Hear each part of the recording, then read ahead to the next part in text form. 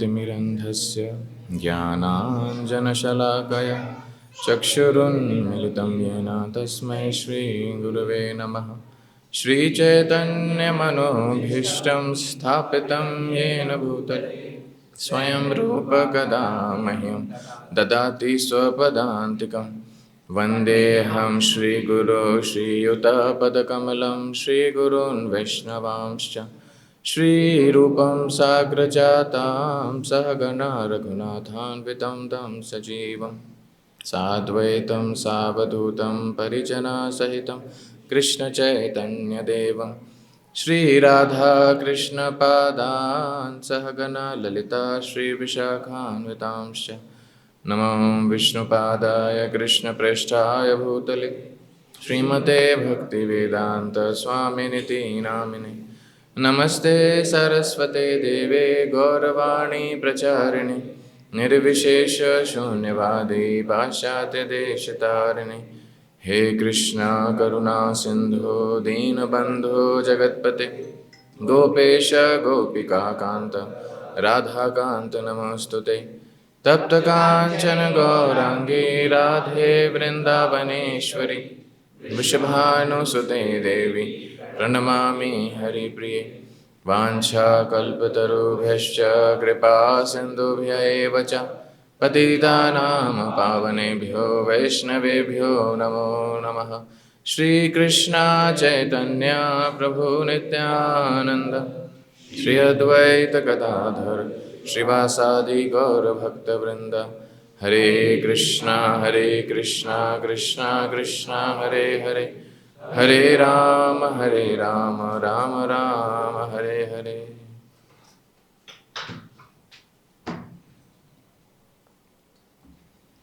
हरे कृष्णा।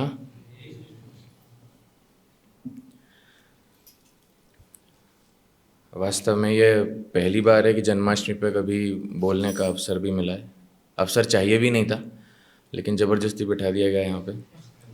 और विषय और टॉपिक भी एक्चुअली वो भी सिलेक्ट नहीं करने दिया, वो भी ऊपर से ही दिया गया, वो भी ज़बरदस्ती दिया गया। तो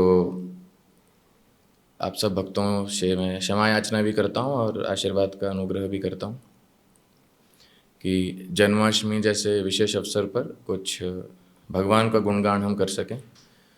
और वास्तव में जैसी कथा पहले चल रही थी उसमें सभी को आनंद आ रहा था, और वास्तव में सुनते सुनते सच में ही मैं भूल भी गया कि क्या बोलना था।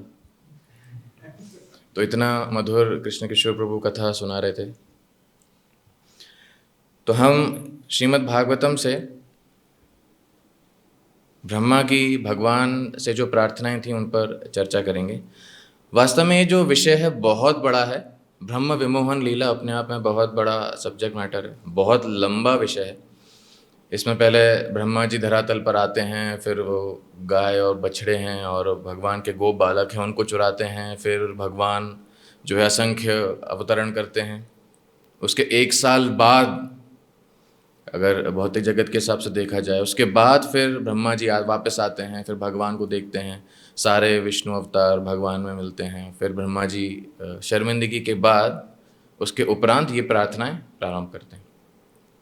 तो ये बहुत बड़ी लीला है जिसमें लीला भी है, सिद्धांत है और मायावाद का खंडन है, भगवान की भक्ति के विषय की महिमा है और ब्रजवासियों की महिमा है। बहुत कुछ है, बहुत विस्तार है, 1 घंटे में कवर कर पाना बहुत मुश्किल है।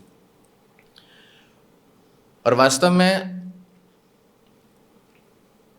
मैं भी ये सोच रहा था जब ये विषय हमको दिया गया कि भगवान की स्तुति ब्रह्मा जी जब कर रहे हैं, तो जन्माष्टमी जैसे अवसर पर जब किसी ने भी पानी की एक बूंद नहीं ली है और उनको अगर सिद्धांत सुनाया जाए तो वो अपने आप में ही बहुत दर्दनाक है। और उसमें भी जो है सबसे आखिरी वाला स्लॉट कि सब भागने के लिए तैयार हैं, बस जल्दी ख़त्म हो। और लीलाएं सुनना सब ज़्यादा पसंद करते हैं ना, जैसे प्रभु कृष्ण किशोर प्रभु जी लीलाओं का वर्णन कर रहे थे कि राधा रानी और कृष्ण कैसे गौरी के मंदिर में मिल रहे हैं, बहुत अनेक अनेक प्रकार की लीलाएं। लेकिन अगर गहन तरीके से सोचा जाए, अगर हम विशेष रूप से ध्यान दें, हमें लीलाएं सुनने में आनंद इसलिए आता है क्योंकि वो हमारे लिए भी वैसा ही मनोरंजन है जैसा कि भौतिक लोगों के लिए मूवीज़। रासलीला के विषय में, कृष्ण और गोपियों के संबंध के विषय में, और गोपियाँ जो भगवान से प्रार्थना कर रही हैं या जो लीलाएं हैं वो सुनकर हम सबको आनंद आता है। किस किस को नहीं आता है? कौन बोर होता है भगवान की लीलाओं से? कोई भी नहीं। कि भगवान ने रासलीला में क्या किया, रास पंचाध्याय जो हैं वो चंद्रमा 1 करोड़ साल तक बना रहा, वो ऐसी जो लीलाएं होती हैं। लेकिन अगर वास्तव में गोपियां किस हालत में अपने घर को छोड़कर भगवान के साथ लीला करने पहुंची थी, आप इमेजिन कीजिए कि हम रात में सो रहे हैं और 12-1 बजे आपको घर के बाहर बांसुरी सुनाई देती है।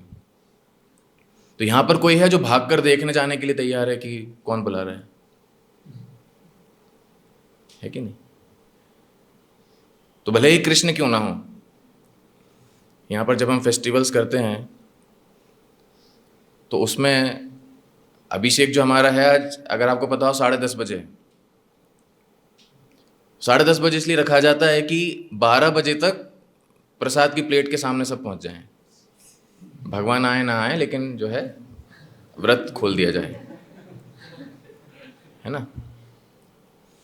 तो अभिषेक को पहले रखते हैं, महाआरती हम पहले कर लेते हैं कि भगवान को थोड़ा जल्दी बुला लेते हैं और हमारा खाना पीना जो है टाइम पर हो जाए, तो 12 बजे। तो ऐसी व्यक्तिगत रूप से हमारी ऐसी हालत है कि भगवान भी अगर हमारे दरवाजे पे खड़े हों, और रात में अगर गोपियों ने तो बांसुरी की आवाज़ सुनी थी, अगर भगवान खुद भी हमारे घर के गेट पे नॉक करेंगे 12-1 बजे, सबसे पहले हम परेशान ही होंगे कि मतलब 4:30 तक ठीक था, तब तक भी वैसे कोई नहीं उठ पाता है। 12-1 बजे ये कौन सा समय है लीला के लिए बुलाने का, मतलब है? तो लीलाओं, जैसे कि प्रभु अपने प्रवचन में बता रहे थे, भगवान की लीलाओं का स्मरण करना और लीलाओं में रमना और लीलाओं का हिस्सा बनना बहुत बड़ा स्तर है ना? बहुत बड़ा स्तर है। वो हमारे जैसे भक्तों के लिए संभव नहीं है। संभव है लेकिन अभी के स्तर पर बहुत कठिन है, क्योंकि हम भगवान का ही शेड्यूल जो है पहले करा देते हैं हमारे हिसाब से। एक बार हम हमारे स्टूडेंट्स को प्रवचन दे रहे थे, तो वहाँ पर ये चर्चा उठी कि किस प्रकार से अगर भगवान हमको बुलाएंगे तो हम नहीं जाएंगे। तो ऐसे ही नॉर्मली प्रश्न हमने पूछ लिया कि प्रसाद का समय 8:30 बजे था सुबह के, और किस्मत से मेन्यू जो था सुबह का वो था पाव भाजी। तो हमने प्रश्न पूछ लिया कि अगर 8:30 बजे आपको प्रसाद मिलने वाला है भोग लगने के पश्चात, 8 बजे अगर वैकुंठ का विमान आ जाए भगवान के दूत नंद और सुनंद के साथ, तो कौन कौन जाने तैयार है? और किसी ने हाथ नहीं उठाया कि आप कह रहे कि प्रभु जी बस 8:45 कर दीजिए उसको, क्योंकि जो है प्रसाद लेके फिर निकल सकते हैं। लेकिन तो इस्कॉन के भक्त सारे रिकॉर्ड तोड़ देते हैं, वो विमान भी रुकवा देंगे कि अब प्रसाद लेके जाना। तो भौतिक आसक्ति हमारी इतनी ज़्यादा है कि भगवान की लीलाएं वास्तव में स्मरण करने के लिए हमें उस शुद्ध स्तर तक पहुंचना बहुत ज़रूरी है, और वो शुद्ध स्तर अभी हमारा नहीं है। तो ये बहुत ज़रूरी है कि सबसे पहले हम भगवान का किरदार, भगवान के जो गुण हैं, सबसे पहले उनसे आकर्षित होना ज़रूरी है। और जनरली क्योंकि हम इस भौतिक जगत में बड़े प्रतिस्पर्धक जगत में होते हैं, तो कंपटीशन की भावना, प्रतिस्पर्धा की भावना इतनी रहती है कि हम भगवान की लीलाओं में भी जो है प्रैक्टिकल लेसन्स ढूंढते हैं, है कि नहीं? गोवर्धन लीला से शिक्षाएं और दामोदर लीला से शिक्षाएं, 25 लेसन्स फ्रॉम दामोदर लीला। तो उसमें से भी हमें अगर लीला से कुछ फ़ायदा हो रहा है तो वो वाली लीला अच्छी है ना? और जो भक्त भी हैं हमें वही वाली सुनाते हैं शास्त्रों से, जिससे कुछ शिक्षाएं दे सकते हैं। लेकिन वास्तव में श्रवण का स्तर ऐसा होना चाहिए कि क्योंकि वो भगवान की लीला है इसलिए हमें आसक्ति है उसे सुनने के लिए, है ना? श्री रूप गोस्वामी भक्ति रसामृत सिंधु में बता रहे हैं, अध्याय है वात्सल्य रस के ऊपर। तो उसमें यशोदा मैया की एक दासी हैं जिनका नाम है मुखरा। अब यशोदा मैया और उनकी जो दासी है वो साथ में दूध मथ रही हैं, है ना, दूध दही मक्खन वो सब बना रही हैं।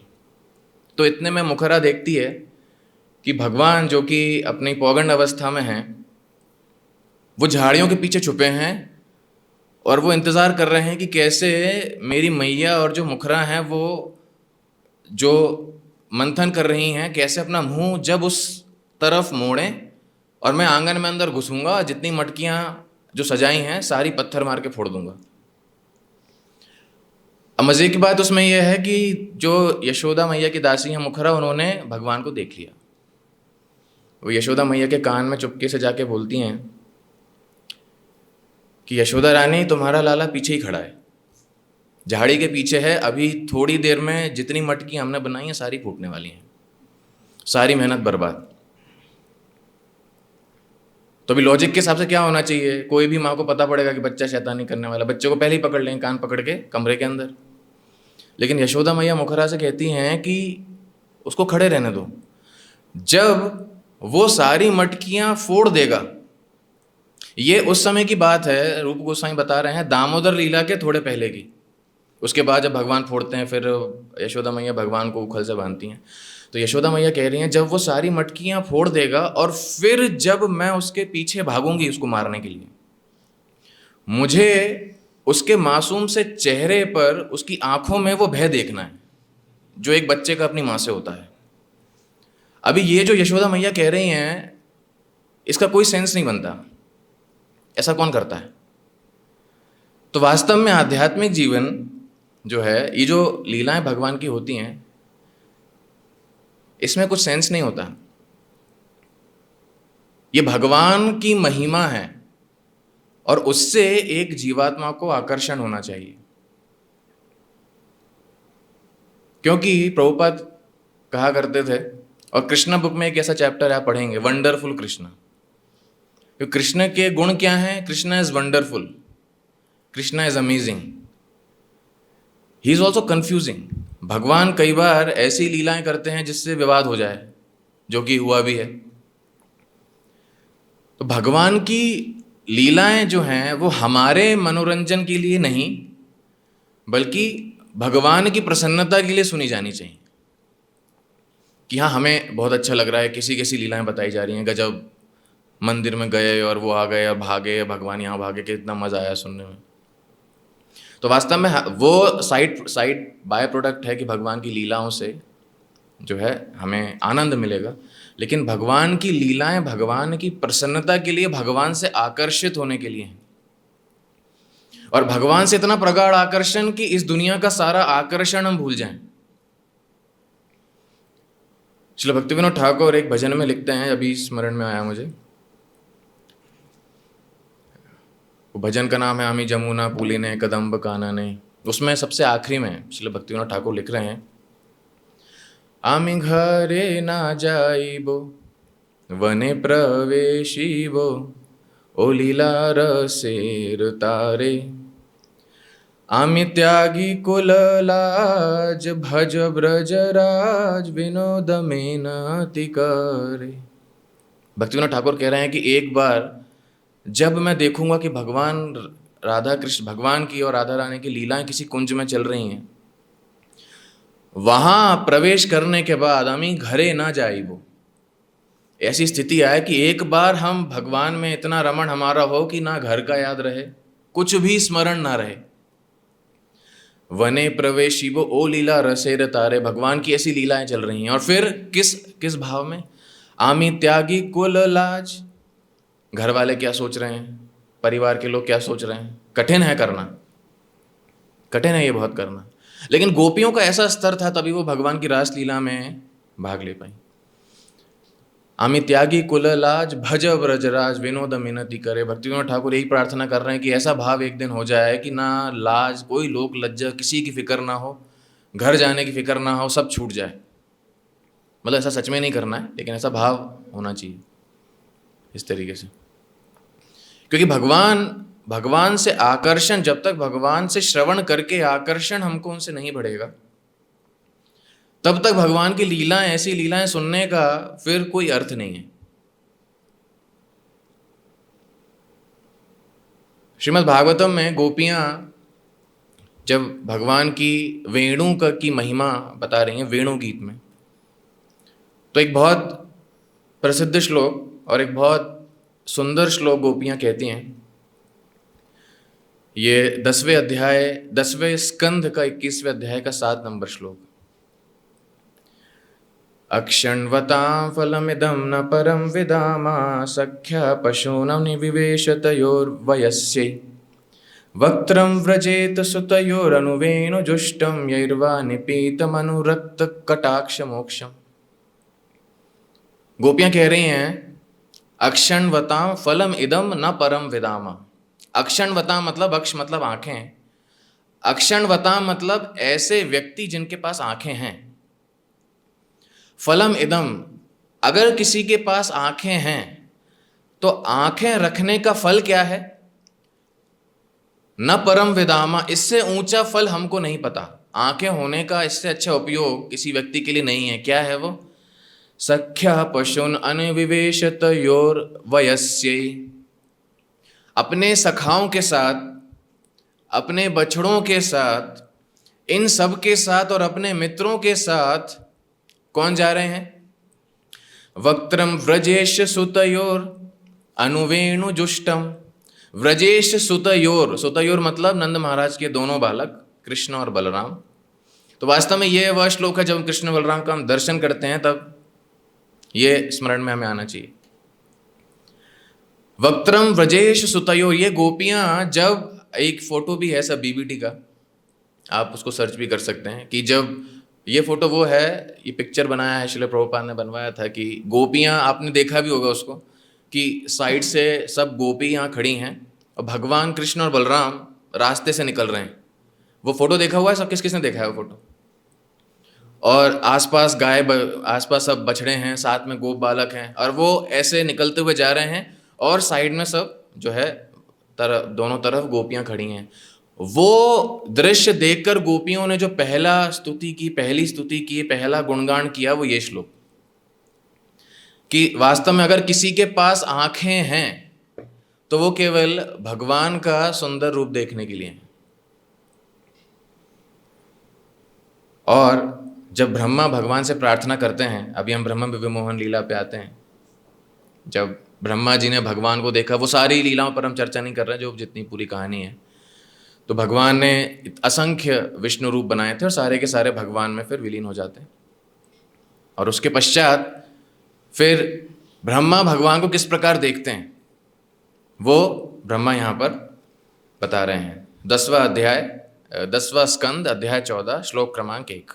तो बहुत ही कम श्लोकों पर हम चर्चा करेंगे जो कि बहुत महत्वपूर्ण है। श्लोक 40 हैं इस पूरे अध्याय में ब्रह्मा जी की प्रार्थनाओं में। सब करेंगे तो हमारा जन्माष्टमी यहीं बन जाएगी, लेकिन हम केवल बहुत कम श्लोकों पर यहाँ चर्चा करेंगे। श्लोक क्रमांक 1। नौ श्री ब्रह्मोवाच नौमीड्यते भ्रवपुषे तडिदम्बराय गुञ्जावतंस परिपिच्छलसन्मुखाय वन्यस्रजे कवलवेत्र विषाण वेणु लक्ष्मश्रिये मृदुपदे पशुपंकजाय। ब्रह्मा यहाँ भगवान के रूप का वर्णन कर रहे हैं कि मैं नमन करता हूँ किसको? अभ्र वपुषे। अभ्र वपुषे मतलब बादल के समान जिनका शरीर है, बादल के समान जिनका रंग है, बादल के समान जिनका शरीर है। तड़िदम्बराय, और जिनके वस्त्र कैसे? तड़िदम्बराय। तड़िद मतलब बिजली है कि नहीं? बिजली के समान पीत वस्त्र चमकते हुए भगवान का वस्त्र है। और भगवान का शरीर कैसा है? नीलांबर। नीलांबर नहीं, भगवान का शरीर बादल के समान है। तो ये भगवान के रूप का वर्णन कर रहे हैं। और सनातन गोस्वामी इसकी टीका में ये बताते हैं कि जब भगवान ने ब्रह्मा से ये प्रार्थनाएं सुनी तो भगवान ने ब्रह्मा से पूछा कि ब्रह्मा, तुम तो ज़्यादातर भगवान विष्णु को देखते हो सकता है तुम ये जो प्रार्थना कर रहे हो भगवान विष्णु के लिए, मेरे लिए नहीं है। तो ब्रह्मा जी कहते नहीं नहीं, ऐसी बात नहीं है। आगे बता रहे हैं क्या? गुंजावतम से परिपिच्छल सन्मुखाय। तो जो गुंज माला है भगवान विष्णु वो नहीं पहनते हैं। वन फूलों की माला भगवान विष्णु नहीं पहनते, वो केवल आप ही पहनते हैं। और भगवान विष्णु ऐसे खड़े नहीं होते जैसे भगवान कृष्ण खड़े हैं। कैसे? आगे बता रहे हैं, वन्यस्रजे कवल वेत्र विषाण वेणु। भगवान खड़े कैसे थे, ऐसा सनातन गोस्वामी बता रहे हैं कि जब सारे गोप बालक और बछड़े कृष्ण ने सबका जो है रूप ले लिया था, अब सबके सब भगवान में विलीन हो गए। अब भगवान उस वृंदावन के जंगल में अकेले खड़े हैं और उनके राइट हैंड में, दाहिने हाथ में दही और चावल हैं। मतलब सनातन गोस्वामी कहते हैं कि उस दिन भगवान और उनके जो गोप बालक हैं, जो कि वास्तव में सभी भगवान थे, सब अपने लंच में दही चावल लाए थे। और भगवान वो खाते खाते उन्होंने ये लीला की और भगवान के हाथ में दही चावल है, ऐसा सनातन गोस्वामी बता रहे हैं। तो ब्रह्मा कहते हैं कि वास्तव में ये जो आपका रूप है, इसको मैं नमस्कार करता हूं, क्योंकि ये दिव्य रूप है। This form is transcendental. Vishwanath Chakravarti Thakur कहते हैं ब्रह्मा ने अभी तक भगवान का कौन सा रूप देखा है? क्षीरोदक्षाय विष्णु। क्योंकि जब भी समस्या होती है, ब्रह्मा और देवता कहाँ पहुँचते हैं? क्षीरोदक्षाय विष्णु के पास। तो ब्रह्मा ने केवल वही रूप भगवान का देखा हुआ है, लेकिन ये पहली बार ब्रह्मा भगवान का ये द्विभुज श्याम सुंदर रूप देख रहे हैं। इसीलिए भगवान ब्रह्मा जो हैं वो भगवान के इस रूप से इतने आकर्षित हो जाते हैं, आचार्यगण टीका में बतलाते हैं कि वो भगवान विष्णु का आकर्षण भूल जाते हैं। तो ये भगवान का जो वास्तव में भगवान का जो रूप है, उससे उसका दर्शन करके हमारे व्यक्तिगत जीवन में क्या बदलाव आना चाहिए, या हमको उसको भौतिक दृष्टि से देखना चाहिए, ये हमें सीखना चाहिए। भगवान का रूप किस प्रकार है? अगर आप श्रीमद् भागवत में पढ़ेंगे तो 31वें अध्याय में यह भी स्मरण आया कि गोपी गीत जो है, वहाँ गोपियाँ जब भगवान का स्मरण कर रही हैं, तो जो हमने हमेशा हमारे श्री गुरु महाराज से गोपी गीत सुना हुआ है, बड़ा मधुर गुरु महाराज गाया करते थे, उसी में आगे अगर आप देखेंगे तो गोपियाँ भगवान के मुखमंडल का वर्णन करती हैं। हम हमेशा भौतिक दृष्टि से जो विग्रह हैं उनके सौंदर्य को देखते हैं, लेकिन गोपियाँ भगवान के मुखमंडल का वर्णन करती हैं। क्योंकि शुरुआत उन्होंने कहाँ से की? जयति तेऽधिकम जन्मना व्रज। आपका जन्म जो है वो किस प्रकार महिमा मंडित है ना, और आपके जो कार्यकलाप हैं किस प्रकार महिमा मंडित है। उसके पश्चात गोपियाँ वर्णन करती हैं भगवान के हाथ का, भगवान के मुखमंडल का, भगवान के चरणों का। तो गोपियाँ गोपी गीत में कह रही हैं, व्रज जनार्तिहान वीरयोषिताम निज जनामया ध्वंसन स्मिता भज सखेत भवा किंकर स्मनो जलरुहाननम चारुदर्शया। कि भगवान का मुखमंडल कैसा है? व्रज जनार्तिहन। व्रज जन मतलब वृंदावन के जो भक्त हैं। व्रज जन आरती, आरती मतलब आर्त अर्थात कष्ट, हन मतलब उस कष्ट का निवारण करने वाला। तो भगवान का रूप ऐसा है कि जब ब्रजवासी कृष्ण को देखते हैं, उनका चेहरा देखते हैं, उनके सारे कष्ट दूर हो जाते हैं। तो ये भगवान के चेहरे की विशेषता है। और आगे क्या है? वीरयोषिताम। इस पूरे ब्रह्मांड, सारे ब्रह्मांड में जितनी भी स्त्री हैं, अगर उनके लिए कोई पूजनीय हीरोइक कोई है, अगर सारी लेडीज के लिए हीरो कोई है तो वो कौन है? भगवान। कृष्ण का मुख ऐसा है कि हर कोई आकर्षित हो सकता है। निज जना मया ध्वंसन स्मिता। निज जन अर्थात भगवान के जो भक्त हैं, भगवान के शुद्ध भक्त हैं। निज जना मया, मया का अर्थ है कि अगर कभी भक्तों के मन में अहंकार आए या उनके हृदय में कभी अनर्थ आए, ध्वंसन स्मिता, जब वो आपका मुस्कुराता हुआ चेहरा देखेंगे, उनकी सारी समस्याओं का हल हो जाएगा। ये गोपियां भगवान से कह रही हैं। आगे कहती हैं, भज सखेत भवात किंकर स्मनो। हे भगवान, आप हमारे परम मित्र हैं। हे कृष्ण, परम मित्र हैं आप हमारे, और आपके चेहरे का हमको दर्शन दीजिए। क्योंकि जब रास लीला करने के बाद भगवान चले जाते हैं, तो जो गोपी गीत है वो विरह भावना का गीत है। और कैसा रूप, कैसे रूप का दर्शन दीजिए? गोपियां कह रही हैं, जल रुहाननम चारुदर्शया। जल रूह, जल रूह का अर्थ है तो जल में रहता है, जो है कमल। और आनन, आनन का अर्थ है चेहरा।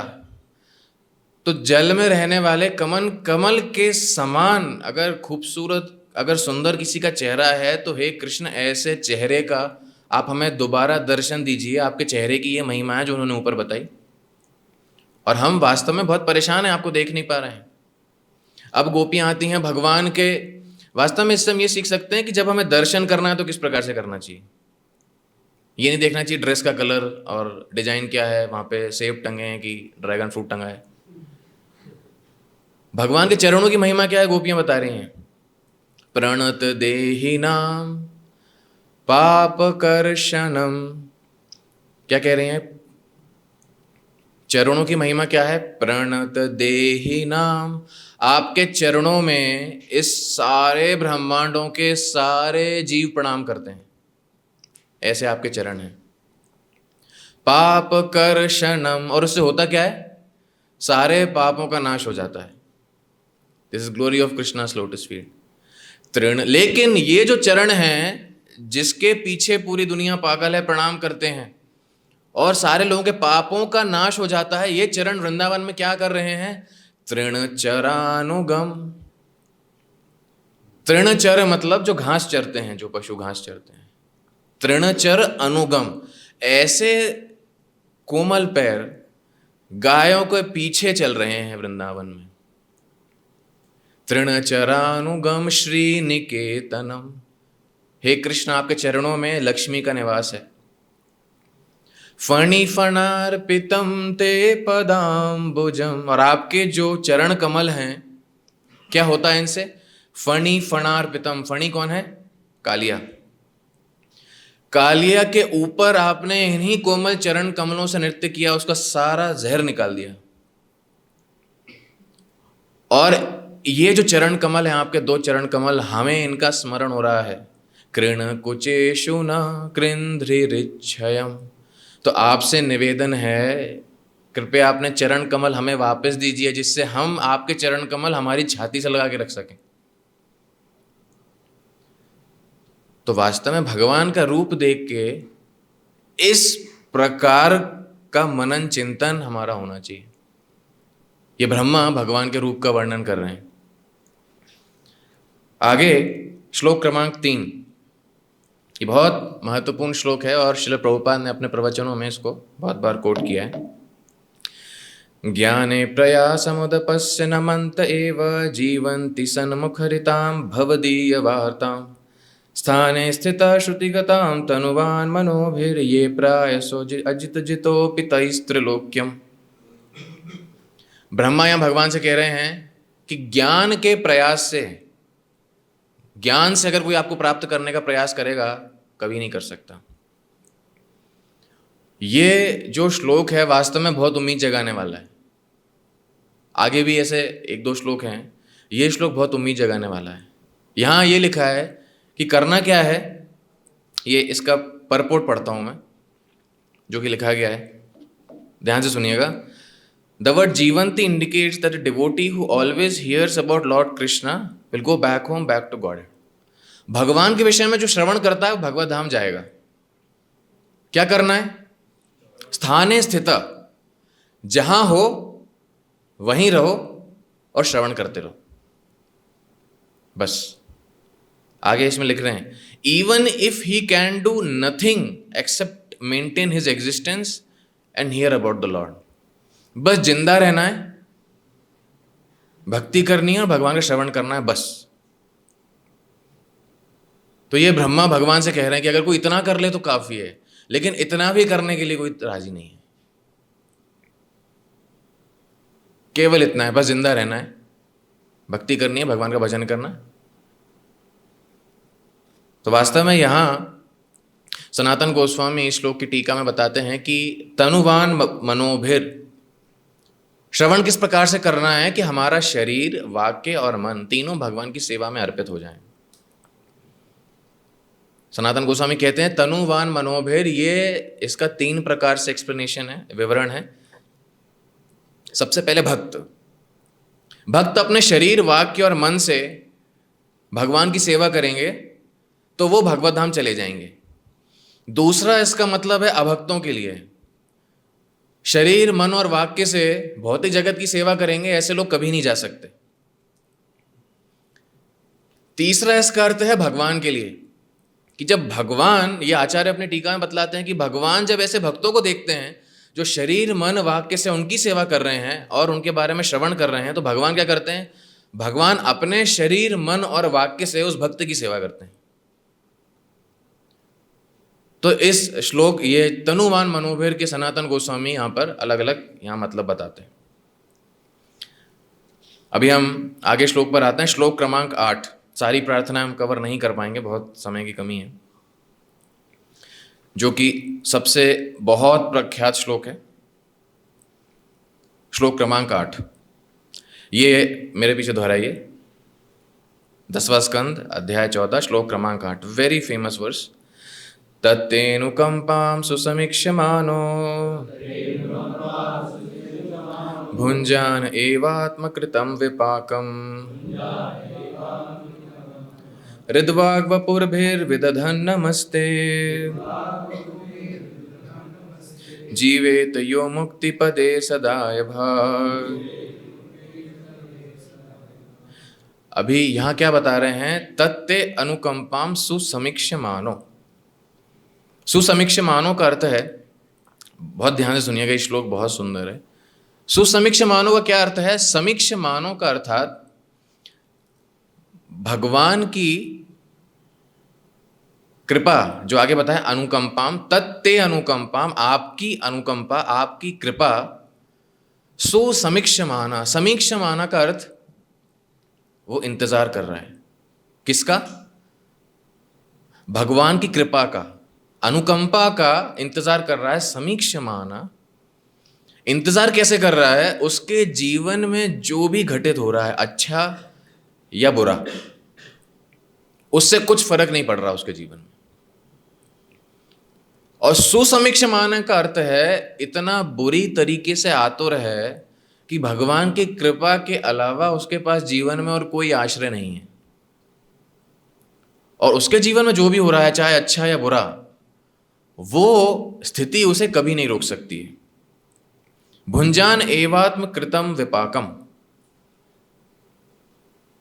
हृदवाग वपूर्भिर विदधन नमस्ते।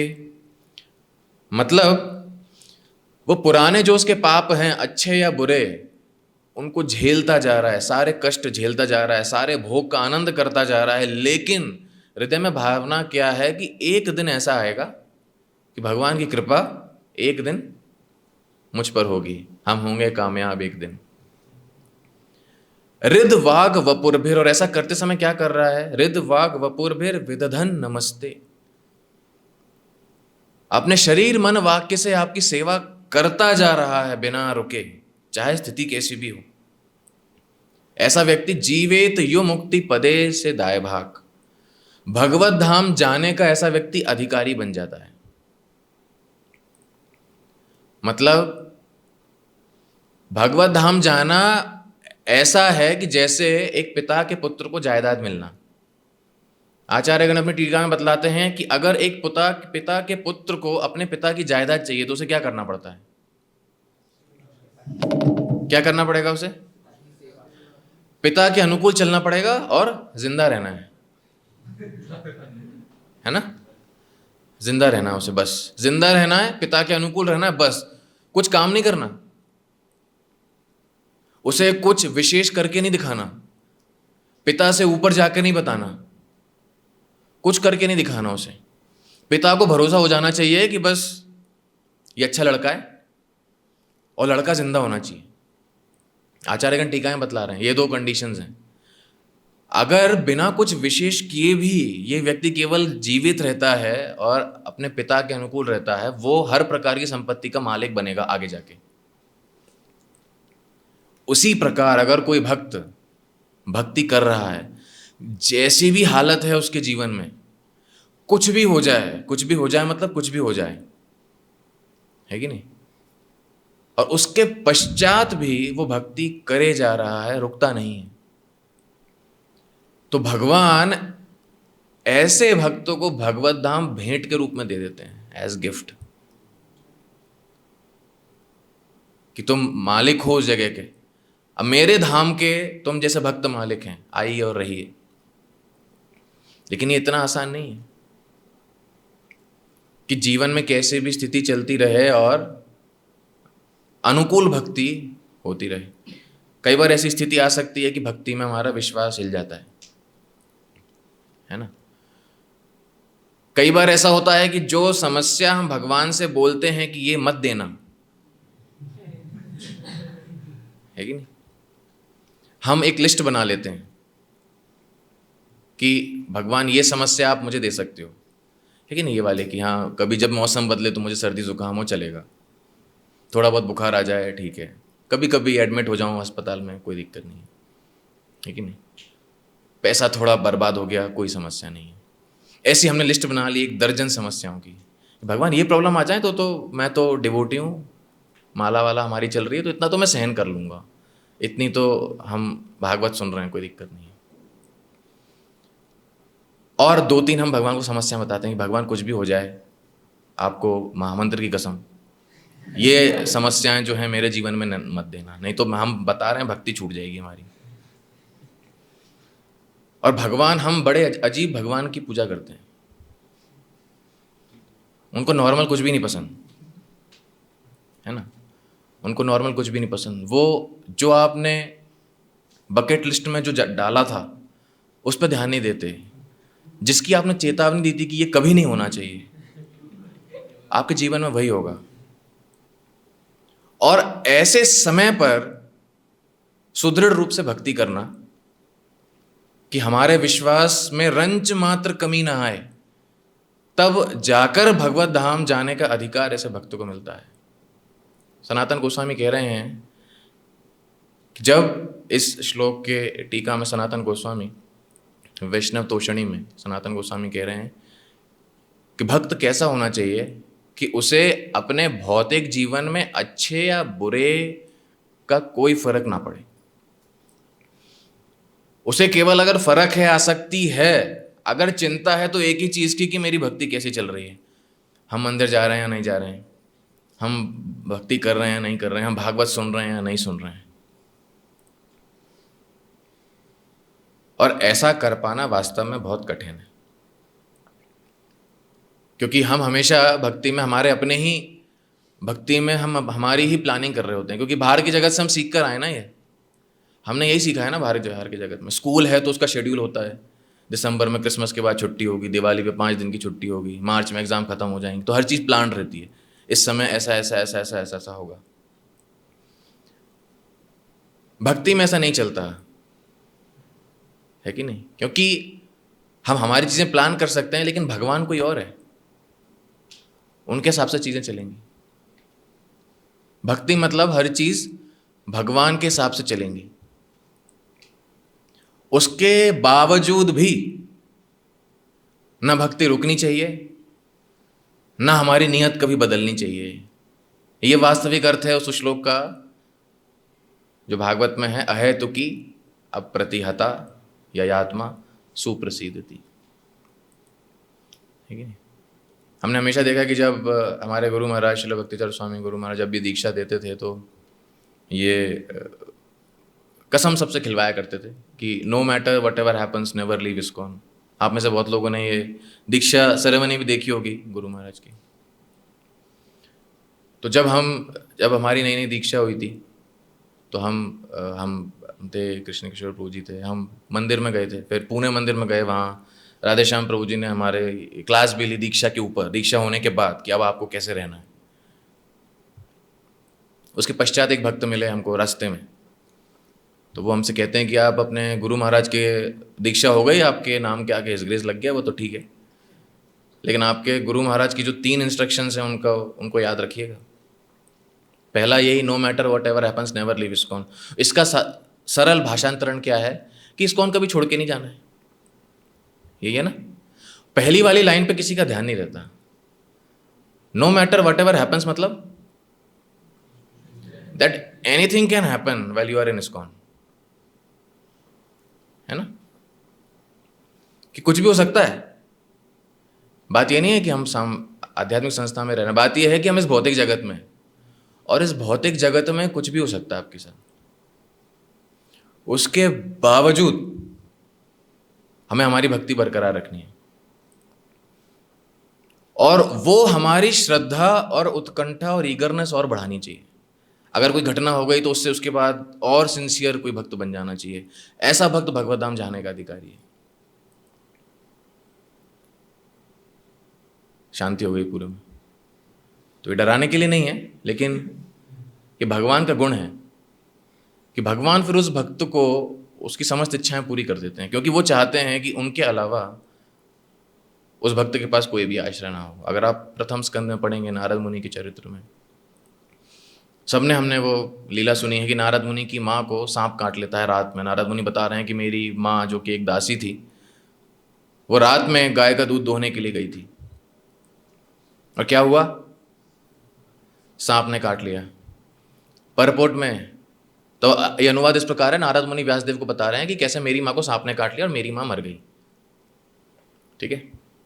तात्पर्य में श्रील प्रभुपाद बता रहे हैं, that is the way of dragging a sincere soul towards God. ये पहली लाइन है तात्पर्य की। ड्रैगिंग का मतलब कौन बताएगा? घसीटना। किसको? A sincere soul. तो जो ऑलरेडी सिंसियर है बेचारा, ऑलरेडी सिंसियर है ना, उसे भी गर्दन बाल पकड़ के घसीटना कि नहीं, दुनिया में कुछ नहीं रहना चाहिए तुम्हारे लिए। और नारद मुनि उस स्तर के भक्त थे। अगले श्लोक में नारद मुनि क्या कह रहे हैं कि मैंने समझा कि ये भगवान की कृपा है, आखिरी आसक्ति दुनिया में थी मेरी माँ, वो भी चली गई। नारद मुनि और उनकी माँ एक छोटी सी कुटिया में रहते थे। नारद मुनि की माँ दासी थी। वो हमने सबने लीला सुनी है। 4 भक्ति वेदांत आते हैं, नारद मुनि भक्त बनते हैं। नारद मुनि ने इस घटना को भगवान की कृपा समझा और अपनी माता को कुटिया में रखा। कुटिया और माँ दोनों में आग लगा दी और उत्तर दिशा की ओर चल पड़े। तो ये दर्दनाक घटना है, ये ऐसा हमें से कोई नहीं कर सकता। लेकिन वास्तव में इस प्रकार भगवान की कृपा प्राप्त करने के लिए उत्कंठा होनी चाहिए कि कोई भी स्थिति हमें झुका ना सके। आसान नहीं है। और इसलिए प्रार्थना हमेशा, ये बहुत रोमांचक मुझे इस श्लोक में लगा कि विश्वनाथ चक्रवर्ती ठाकुर बता रहे हैं ऐसे श्लोक की टीका में, सारार्थ दर्शनी में, कि अगर वास्तव में भगवान से प्रार्थना करनी है तो क्या करनी चाहिए। तो इस श्लोक के में तात्पर्य में विश्वनाथ चक्रवर्ती ठाकुर कोट करते हैं चतुर्थ स्कंद अध्याय 20 श्लोक क्रमांक 31, जिसमें पृथु महाराज के यज्ञ में भगवान विष्णु प्रकट हो जाते हैं। अगर आप चतुर्थ स्कंद पढ़ेंगे तो भगवान विष्णु उस यज्ञ में 8 हाथ उनके होते हैं। भगवान विष्णु प्रकट होते हैं। भगवान विष्णु महाराज पृथु से पूछते हैं, वो पूरा एपिसोड सबने सुना है, वो इंद्र के साथ झगड़ा है ना, घोड़ा चुरा के ले गए, वो हम सब ने सुना है। भगवान प्रकट हो गए, पृथु महाराज से पूछते हैं कि पृथु मांगो, क्या मांगते हो। पृथु महाराज कहते हैं, भगवान आशीर्वाद दे के आप बेईमानी मत करिए मेरे साथ। पृथु महाराज क्या कह रहे हैं, यथाचरेत बाल हितम पिता स्वयं। मेरे साथ आप क्या करो, यथाचरेत, जैसा, चरेत मतलब आचरण, बाल हितम पिता स्वयं। अगर किसी बच्चे का भला करना है तो वो कौन सोचता है? माता पिता। वो जानते हैं ना, छोटा बच्चा वो डिसाइड नहीं, वो नहीं सोच पाएगा कि उसका दूध कहाँ से आना है, उसको खाना कहाँ से लाना है। वो ब्रांड सेलेक्ट नहीं कर सकता। ये सब निर्णय कौन लेते हैं? माता पिता।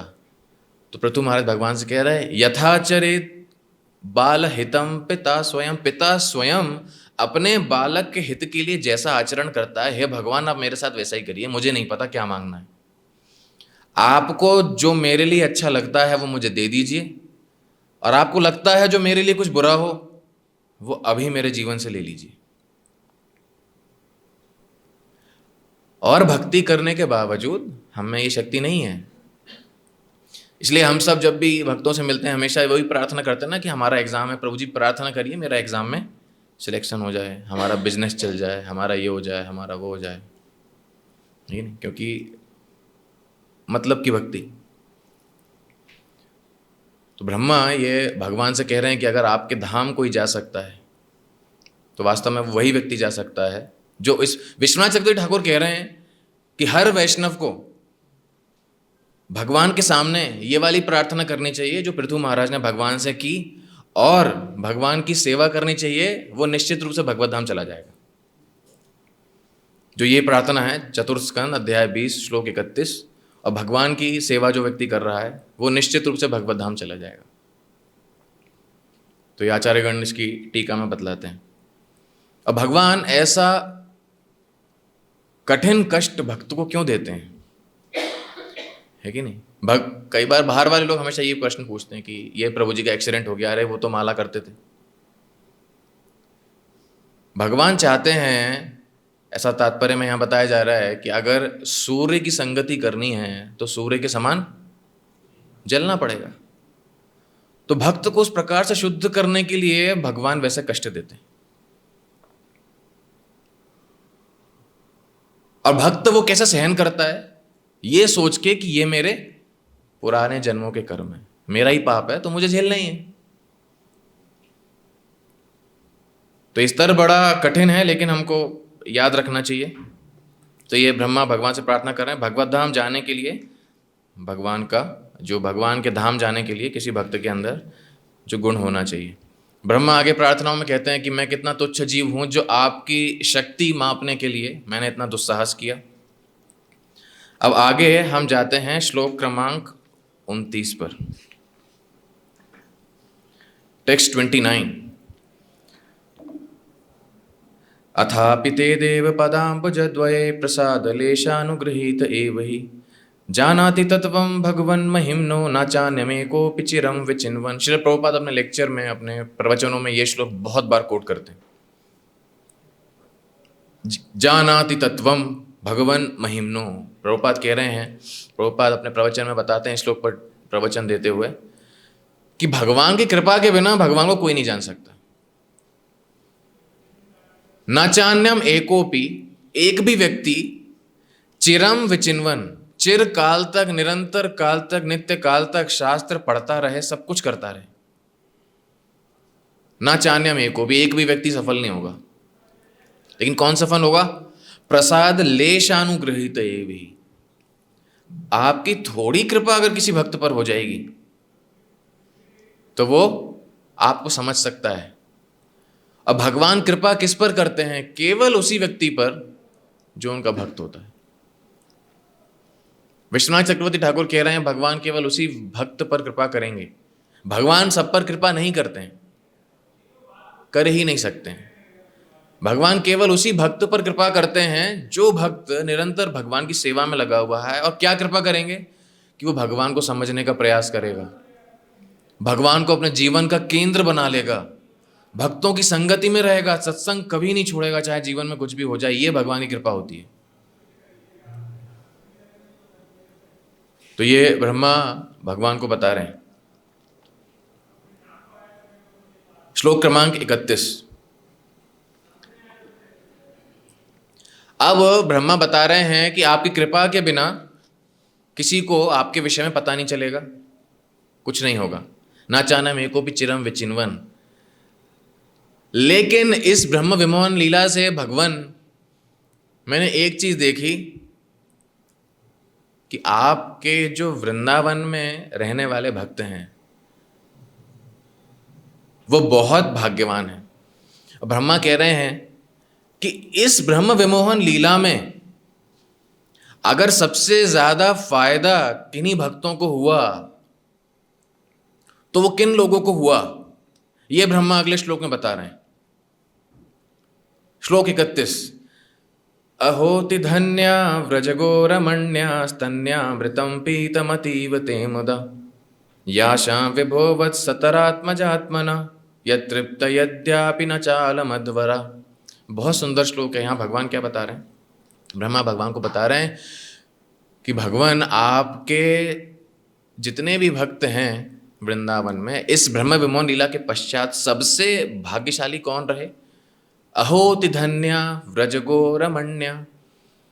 क्योंकि जब यशोदा की गोद में गाय और जो दूसरी गोपियां हैं, जब भगवान को यशोदा की गोद में देखते थे तो यशोदा से जलते थे, यशोदा मैया से जलते थे कि ये बालक जो यशोदा की गोद में खेलता है। और उनका स्तनपान करते हैं, ये भाग्य हमें भी मिल जाए। ब्रह्म विमोहन लीला से भगवान ने वो सारी इच्छाएं पूरी कर दी, सारी गायों की और सारी गोपियों की। ब्रह्मा कह रहे हैं कि जब मैं वो दृश्य देखता हूं कि कितने भाग्यशाली हैं ये लोग, आप इन गाय और गोपियों के स्तन के अमृत का पान कर रहे हैं, और जब आप ये दुग्ध का पान कर रहे हैं आपका आनंद और बढ़ रहा है, आपका आनंद बढ़ता ही जा रहा है, कम नहीं हो रहा है।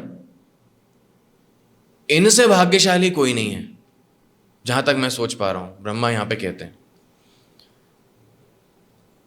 आचार्यगण या टीका में बताते हैं कि वास्तव में गाय और गोपियां भगवान से संबंध बनाने के लिए, भगवान की सेवा करने के लिए इतने आतुर थे कि इस लीला के पश्चात भगवान इतने आतुर हो गए उन लोगों से ज्यादा, और उन्होंने उनके घर में जो है भगवान उन्हीं के बालक और उन्हीं के बछड़ा बन के भगवान वृंदावन में प्रवेश करते हैं। तो उनका लालच ज्यादा था, इसलिए फिर भगवान ने इस प्रकार उनसे उनके साथ आदान प्रदान किया। तो आदान प्रदान भगवान तभी करेंगे जब हमारे अंदर वैसा गुण भी रहेगा, अन्यथा नहीं। उसके पश्चात ब्रह्मा कह रहे हैं, श्लोक क्रमांक 32, अहो भाग्यम नंद गोप व्रजोकसाम यन्मित्रम परमानंदम पूर्ण ब्रह्म सनातनम। अहो भाग्यम, क्या भाग्य हैं किसके?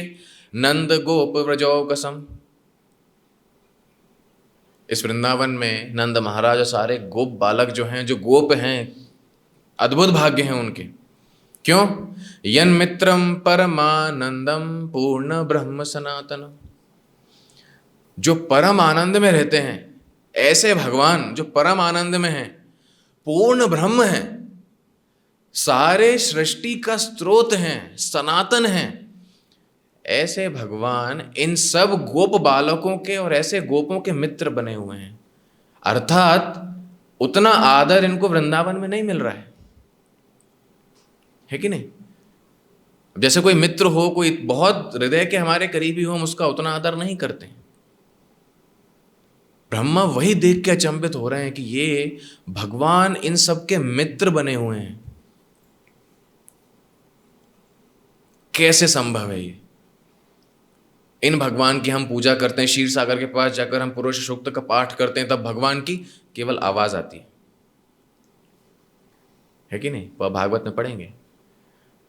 तो ब्रह्मा कह रहे हैं अद्भुत भाग्य इन नंद महाराज और ये सब गोप बालकों के, आप भगवान इनके मित्र बने हुए हैं। और अंत में भगवान ये बताते हैं, श्लोक क्रमांक 34, ये आखिरी श्लोक है जो कि ब्रह्मा जी की प्रार्थना का ये आखिरी श्लोक है। तद भूरि भाग्यमेह जन्म किमप्यटव्याम यद गोकुलेपि कतमाग्रजोभिषेकम यज्जीवितम तु निखिलम भगवान मुकुंद त्वद्यापि यत्पदरजा श्रुति मृग्यमेव। ये सारी प्रार्थनाओं करने के बाद, वास्तव में मैंने बहुत कम कवर करी, 4-5 श्लोक ही कवर करे। ब्रह्मा मायावाद का भी खंडन अपनी प्रार्थनाओं में करते हैं, लेकिन हमारे पास समय कम था। अब ब्रह्मा प्रार्थना कर रहे हैं कि इस लीला के पश्चात भगवान से इतनी प्रार्थनाओं करने के उपरांत ब्रह्मा को क्या चाहिए, वो ब्रह्मा बता रहे हैं। ब्रह्मा कह रहे हैं कि हे भगवान, सबसे उत्तम भाग्य था गायों का और गोपियों का, जिनके स्तन का आपने पान किया। उसके बाद भाग्यशाली हैं नंद महाराज और उनके सब गोप, और आपके मित्र गोप बालक गोपियां, वो सब बहुत भाग्यशाली हैं। मेरा वैसा भाग्य कभी नहीं बन सकता, है कि नहीं? ब्रह्मा का कैसे वैसा भाग्य कैसे बनेगा? ब्रह्मा कह रहे हैं कि आप मुझे इस गोकुल के वन में कहीं पर जंगल में कोई तुच्छ घास मुझे बना दीजिए, जिससे आप गोपियां सारे गोप बालक जब चलें तो उनके पद, उनके पैरों की चरणों की रज मेरे सर पर लगती रहे। इतना बस कर दीजिए मेरे लिए, अगर आप आशीर्वाद मुझे देना चाहते हैं तो। आचार्यगण टीका में बतलाते हैं कि ब्रह्मा को भी बहुत भय था कि भगवान बनाएंगे कि नहीं बनाएंगे, कितना परेशान किया है, 1 साल निकाल दिया, हमारे दोस्त किडनैप कर लिए। तो आचार्यगण बताते हैं ब्रह्मा ने बैकअप भी रख रखा था कि अगर आप वृंदावन में जन्म ना दें कोई बात नहीं, वृंदावन के आउटर में कोई पेड़, कोई घास, कोई मैं बाउंड्री बन जाऊं वृंदावन की, क्योंकि जब आप और आपके गोप बालक और आप सब गोपियां सब जब निकलेंगे तो आपके शरीर पर लगी हुई रज, चरणों की रज मुझ पर लगती रहेगी। बस मेरी यही आशा है। आचार्य टीका में बतला रहे हैं कि भगवान अब ब्रह्मा से पूछ रहे हैं कि ब्रह्मा तुम पागल हो गए हो? सृष्टि के निर्माता हो, परम पिता हो, है कि नहीं? हिरण्य गर्भ तुमको कहा जाता है, सारा ब्रह्मांड तुम्हारे गर्भ में। तुमको इन गांव वालों के चरणों की रज क्यों लेनी है? दिमाग खराब हो गया है? चारों दिमाग खराब है तुम्हारे। ब्रह्मा भगवान से कह रहे हैं क्यों लेनी है। ये श्लोक की तीसरी लाइन में, यज्जीवितम तु निखिलम भगवान मुकुंद, क्योंकि इन ब्रजवासियों के जीवन में केवल एक ही लक्ष्य है, एक ही उद्देश्य है, एक ही सार है, वो है भगवान आप। आपके अलावा वो कुछ नहीं जानते हैं और आपके अलावा वो किसी के लिए नहीं जीते हैं। इसीलिए आप मुझे उनके चरणों की रज प्रदान करें। भगवान चरणों की रज देने भी तैयार नहीं थे ब्रजवासियों को, ब्रजवासियों की ब्रह्मा को, कि क्या करोगे, आप तो बहुत बड़े आदमी हो। तो ब्रह्मा कहते हैं कि आपको इन्होंने जीवन का केंद्र बना लिया है, आप इन सब ब्रजवासियों के जीवन की आत्मा हैं। आपको छोड़कर ये कुछ नहीं जानते और ये कुछ नहीं करते। तो इस प्रकार अगर मैं इन भक्तों की चरणों की रज लेता हूं तो मेरा जीवन वास्तव में धन्य हो जाएगा। और अगर अगला जन्म, आचार्यगण टीका में आगे बतला रहे हैं कि अगला जन्म मुझे कैसा चाहिए, भगवान अगर व्यवस्था हो तो मुझे ब्रह्मा मत बनाना। ये सब हमें नहीं करना, नए नए ब्रह्मांड बनाना, उसमें जीवों को डालना, ये सब मैनेजमेंट नहीं करना। उसके पश्चात फिर यही ब्रह्मा चैतन्य लीला में हरिदास ठाकुर बनकर आते हैं, जिसमें वो इतने विनम्र होते हैं, नामाचार्य बनते हैं। तो ये ब्रह्मा भगवान से प्रार्थना करते हैं कि अगर उनको वास्तव में जीवन में ब्रह्मा जैसे व्यक्ति को, ब्रह्मा जैसी हस्ती को अगर जीवन में कुछ चाहिए तो क्या है कि ऐसे भक्तों के चरणों की रज, ऐसे भक्तों का संग, ऐसे भक्तों का सानिध्य, जिनके जीवन में भगवान को छोड़कर और कोई भी लक्ष्य नहीं है। तो वास्तव में अगर ये जन्माष्टमी हम मनाना चाहते हैं तो इन प्रार्थनाओं के साथ अब जब हम मंदिर में जाएं, भगवान का दर्शन करें, भगवान की सेवा करें, तो इस भाव के साथ जाएं कि हमने ये देखा कि भगवान का रूप कैसा है, जब हम भगवान के दर्शन करते हैं तो क्या प्रार्थनाएं करनी चाहिए और हमारी प्रार्थनाएं क्या होनी चाहिए। वो हमने सीखा कि जैसे एक पिता का पुत्र से आचरण होता है कि पुत्र को टेंशन लेने की ज़रूरत नहीं है, पिता सब व्यवस्थाएं करेंगे, वैसी प्रार्थना में भगवान से करनी चाहिए। थोड़ी अटपटी है, थोड़ी खतरनाक भी हो सकती है, भगवान कुछ भी कर सकते हैं, लेकिन जो आप कुछ भी कर देंगे तो ऐसी चीज़ों क्या करना है, सहन करते हुए भगवान की भक्ति करते जाना है। और कैसी भक्तिमय सेवा करनी है? ऐसे भक्तों की जो कि ब्रजवासियों के समान है, जिनके जीवन में भगवान को छोड़कर, गुरु को छोड़कर और कोई भी लक्ष्य, कोई भी उद्देश्य नहीं है। इसी के साथ हम यहाँ पर विराम देते हैं। बहुत बहुत धन्यवाद। हरे कृष्ण। श्री कृष्ण भगवान की, श्री जन्माष्टमी महामहोत्सव की, ग्रंथराज श्रीमद् भागवतम की, जगत गुरु शिल प्रभुपाद की, समवेत गौर भक्त वृंद की, निताई गौर प्रेमानंदे।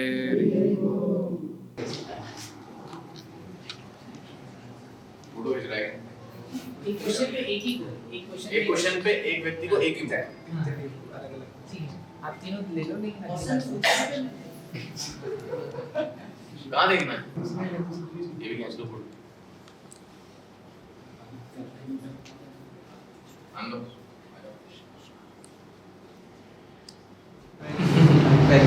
इसका संदर्भ क्या था मुझे?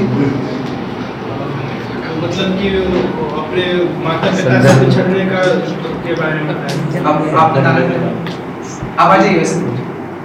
संदर्भ याद है आपको? क्या संदर्भ था इसका?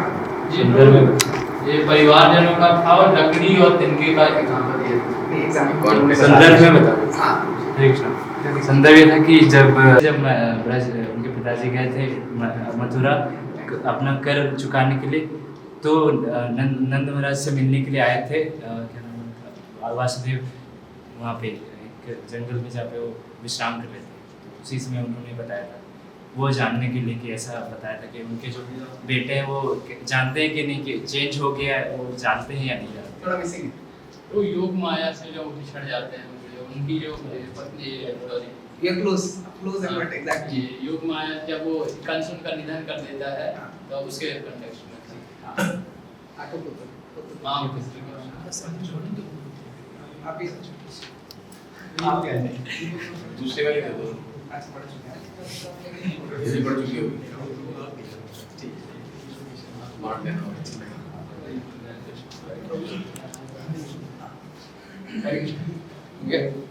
इसके लिए क्वेश्चन शो टू जी ने जो क्लास दी थी उससे क्वेश्चन अच्छा आप ही पूछ लेंगे। तो जी ने स्टार्टिंग में बताया था कि भाग्य के बारे में बता दी, तो वास्तविक भाग्य क्या है वो उन्होंने नहीं बताया स्टार्टिंग में। भगवान की कृपा है। नहीं प्रभु के लेक्चर्स डिस्कस के वो तो है। ठीक है, दूसरा क्वेश्चन प्रभु ने बताया था कि जरासंध ने जो है बहुत सारे राजाओं को जो है बंदी बना के रखा था, तो वो कितने थे नंबर्स? 20,800। लेकिन आपने ऑलरेडी दे दिया है, जो ऑलरेडी मिल चुका है आप लोग और यार तीसरा को मौका देंगे। तो तीसरा एक और क्वेश्चन, एक और प्रभु की क्लास से मुझे बता रहे थे कि जब वो शरद पूर्णिमा पे जो गोपियों के साथ भगवान लीला कर रहे थे, तो उसमें जब काउंटिंग हो रही थी गोपियों की, तो कितने तक की काउंटिंग हो रही थी?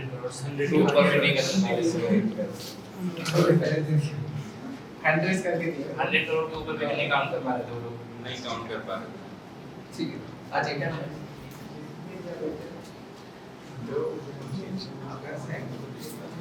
अरे वो तो पांच करने की थी।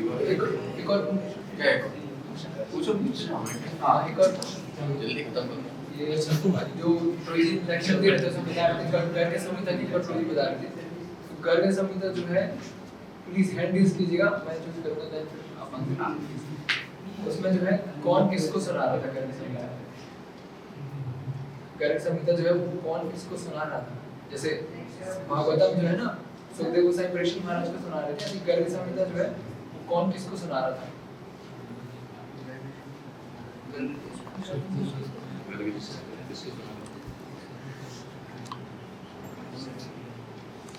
ठीक है, एक और प्रश्न जो प्रभु बता रहे थे कि जो वो कंस था वो अलग अलग राज्यों में गया था, तो वो एक माहिष्मती राज्य में गया था, वहां पे जो है उसने 4 जन को दास बनाया था। 4 जन के नाम माहिष्मती पहले गया था, वो तो अगले पीढ़ी को उसने बनाया, फिर जो है 4 जन को दास बनाया, उनके 4 के नाम आप तो बता दो दो नहीं, चार क्या होता है? 2 बता दीजिए।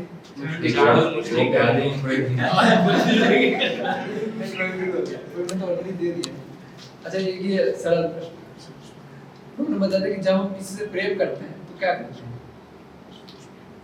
जब हम किसी से प्रेम करते हैं तो क्या करते हैं? उसी बारे में चिंतन करते हैं,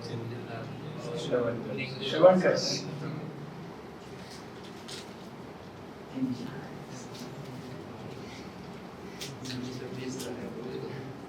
नहीं बोला क्या हुआ?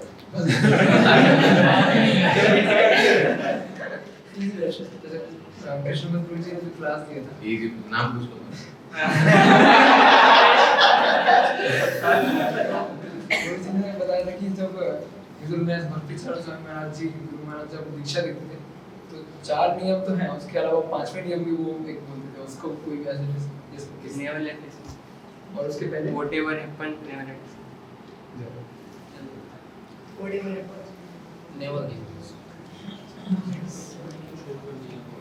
सारी पढ़ी।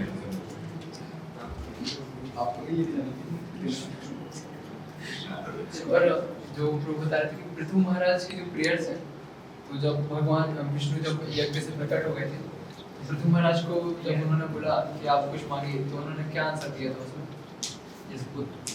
आपने पहले दिया है इसके आंसर? इनका हो गया है। तो कोई आंसर दे चुके हैं प्रभु, वो नहीं उनके अलावा दूसरे लोगों को और हाँ कि आप मेरे साथ कुछ भी कर सकते हैं, तभी मैं आपकी भक्ति करके रहूँगा ऐसा। और स्पेसिफिक थोड़ा उन्होंने कहा था कि जैसे पिता अपने बच्चे के लिए व्यवहार करते हैं वैसे ही आप व्यवहार करें। राकेश